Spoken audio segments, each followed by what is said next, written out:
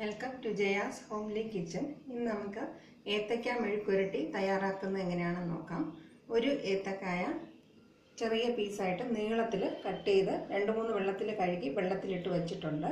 പിന്നെ വേണ്ടത് 2 ടീസ്പൂൺ വെളിച്ചെണ്ണ, ആവശ്യത്തിന് വെള്ളം, 1 ടീസ്പൂൺ മുളക് പൊടി, 1/4 ടീസ്പൂൺ മഞ്ഞൾപ്പൊടി, ആവശ്യത്തിന് ഉപ്പ്, ഒരു സവാളയുടെ 4/1 ഭാഗം നീളത്തിൽ കട്ട് ചെയ്ത് വെച്ചിട്ടുണ്ട്, 4-5 കറിവേപ്പില, 1/4 ടീസ്പൂൺ കടുക്, ഒരു വറ്റൽമുളക്. ഒരു കുക്കറിൽ വെള്ളത്തിൽ നിന്ന് കായ എടുത്ത് ഉപ്പും മഞ്ഞളും ആവശ്യത്തിന് വെള്ളവും ചേർത്ത് വേവിച്ചെടുക്കാം.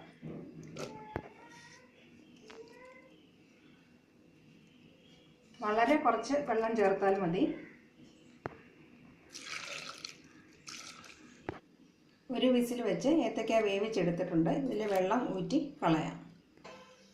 നമുക്ക് മെഴുക്കുരട്ടി തയ്യാറാക്കി തുടങ്ങാം. പാൻ ചൂടാകുമ്പോൾ വെളിച്ചെണ്ണ ഒഴിച്ചു കൊടുക്കാം. കടുക് പൊട്ടിക്കണം. കറിവേപ്പിലയും വറ്റൽമുളകും ചേർത്ത് താളിക്കും. ചേർത്ത് 1-2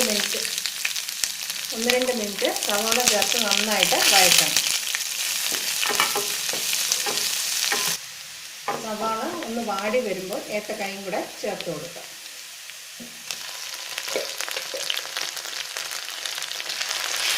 രണ്ട് 3 മിനിറ്റ് നന്നായിട്ട് വഴറ്റണം. 2-3 മിനിറ്റ് സമയം കഴിഞ്ഞ് മുളക് പൊടിയും കൂടെ ചേർത്ത് 3-4 മിനിറ്റ് നന്നായിട്ട് മൊരിയിച്ചെടുക്കണം.